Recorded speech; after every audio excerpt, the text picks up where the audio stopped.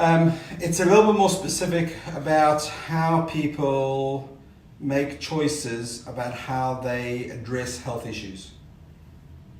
So in our practice, I like to use the analogy of and so what we're looking at is the concepts of what is a symptom, what is a cause, and what is the intervention, so a therapy or intervention or a strategy. So an analogy I like to use is that I have a problem with my thumb. The problem is my thumb is sore. So what's actually happened in reality is I've got a hammer and I'm hitting my thumb continually.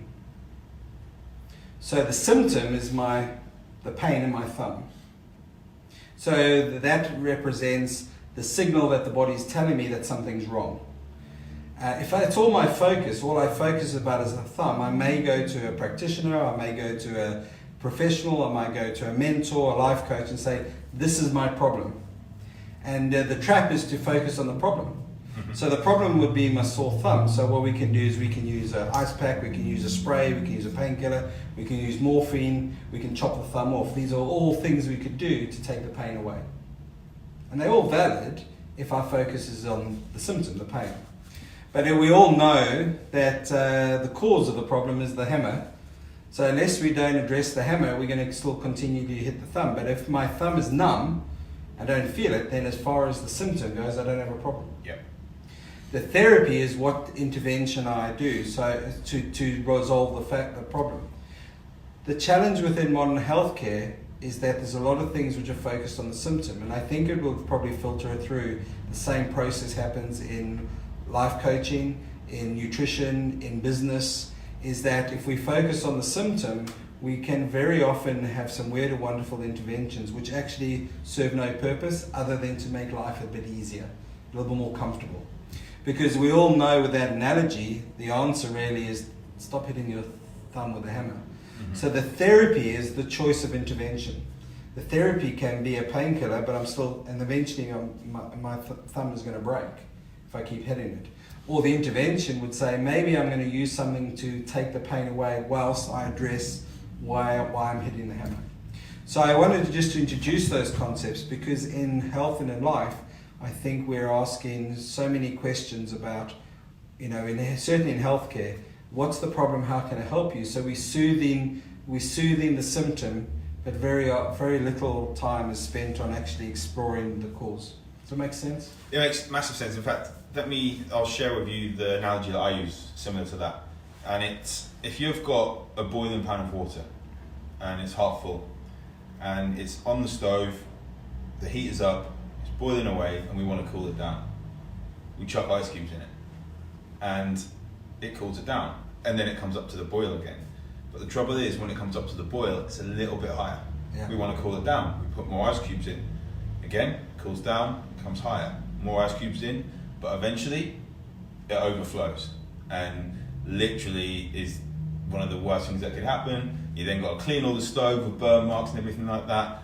But we could just take it off the heat, which is going to be much better for you. And too many people do this with health. We're looking at supplements, and one of the things that I see people doing a lot at the moment is because there's this big thing about apple cider vinegar, and I've seen people, have apple cider vinegar supplements, or taking shots of apple cider vinegar, and as a way of to stimulate the pareto cells to produce more stomach acid, which is another story because there's not really many cases of high stomach acid, even though the doctors are prescribing things for high stomach acid and causing more issues. Cheers, doctors. But what happens is they have this apple cider vinegar, which helps them a little bit. But then I say to someone, what happens if you go on holiday and you don't take your supplements? Do you get apple cider vinegar? Or do you get stomach or reflux back? Yeah. Yes. If you have one day without taking it, they get it back. Yeah. And the same with having to take lansoprazole, which that's causing more issues than good, having the lansoprazole, and that's something which we can dive in deeper if people want to, but not telling you not to take it, but you probably don't need to take it. There's other reasons going on. That is the hammer causing you the issues. Yeah, the trap is, and this is certainly not the message, is that then people stop taking either medication or their painkiller. There's nothing wrong with treating the symptom. as long as it's looking to give you time whilst you explore what the cause is. Yes. And that's what doesn't happen, because people then tend to say, well, as long as I take the tablet, my headache goes, then I can get on with life. So there's a lot of people who have now committed to long-term effects of whatever therapy they choose. This is not about medicine. It can just also very easily be other interventions. It can be supplements. It can be using a cold pack. If you're then committed to a lifetime of using whatever therapy to cool or relieve the symptom, the telling point is if I take away that intervention and the symptom comes back, you have not addressed the cause. And you have true therapy, I think, is nothing wrong with managing the symptom. But whilst you're now getting benefit from that, explore the cause, because the ideal is the body shouldn't be giving you that feedback in the first place. A symptom is a signal or feedback of the body is out of balance. Yeah. Whether that's your bank balance is overdrawn, there's a symptom that something's out of balance. And if you don't stop and to just get an extension of your overdraft is great. They're giving me more money. Yeah. No, they've just taken the pressure. You feel a bit more comfortable.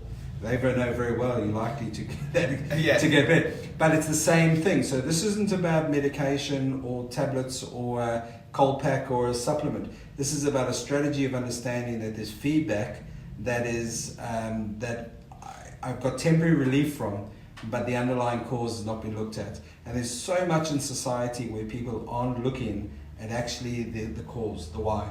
They're not looking at why that's happening. So they are judging a therapy or an intervention of how effectively it makes me feel more comfortable, not how well does this actually underline. And I'm sure you have a huge amount of that where you spend time with clients and the actually underlying issues are far removed from the actual original symptom. I find a lot of times, and we had a discussion about this before, is that when I'm working with female clients, they're open to explore the underlying reasons quicker than guys are. Yeah. And that's very, very generalizing there. But I find with females, they open up a lot more and we look into the mindset and what is actually going on in the psychology to impact the physiology. Whereas guys, a lot of the time, it's let's have the plan, let's do this, let's do that, rather than going into it. There's a guy that was having some problems with eating food and it was emotional eating, and I said, well, there's probably something going on with your psychology and your blood glucose levels going in when you crave it, but also we can look into the emotional eating side and find out where that emotion comes from.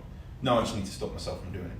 And but then with a female doing it, we looked into her relationship and things that were going on, and she absolutely found that she was going to this emotional eating side of things, which was stressing her because of a relationship that her with her husband, with a work problem that was going on, and she addressed those and actually stopped with the emotional eating.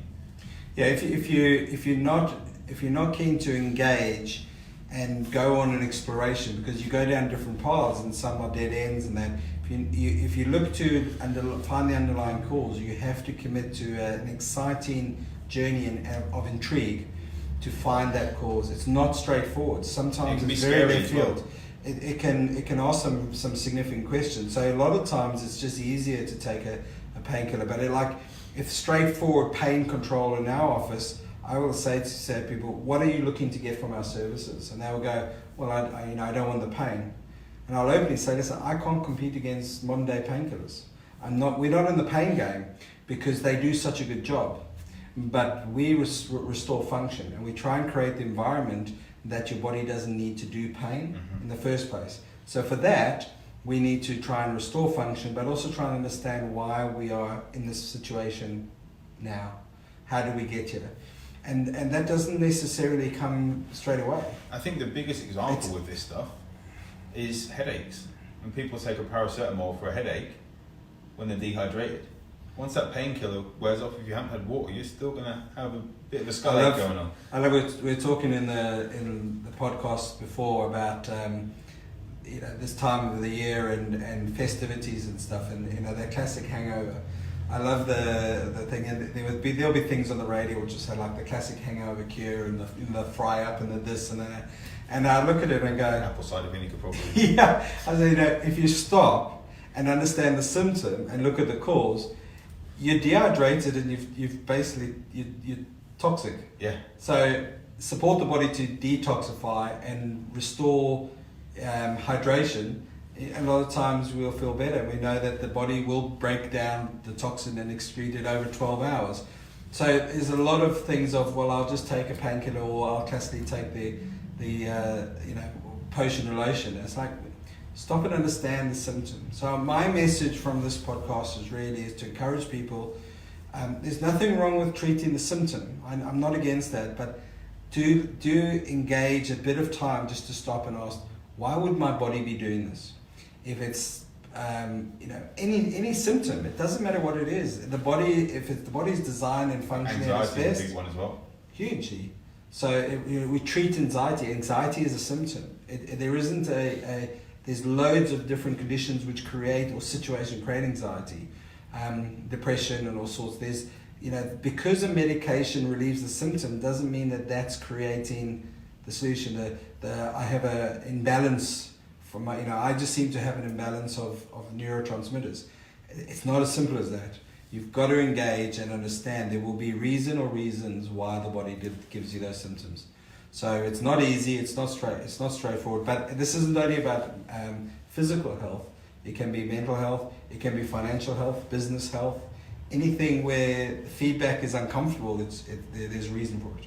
Definitely. So I hope this has actually been quite eye-opening for you. If you've left the water, stop putting ice cubes on it and take it off the heat, and stop hitting your thumb with a hammer. Like, it's not productive at all. But in fact, we've been talking the last few times we've recorded about looking at doing a live show where we have a few people come in and ask questions and be live again on Facebook. But if you guys would be interested in that, if you're in Norwich and you want to come and actually, like, where we do it, maybe here, we might have somewhere else, we haven't even looked into the details yet. If there is actually a want to do it, then we will absolutely get you guys here, maybe 15 people, something like that. And an interactive event where we can exchange ideas or so. We will kind of lead it, but not necessarily. We want to keep it unplugged and share ideas and that. So definitely. We're very open to that opportunity. Definitely.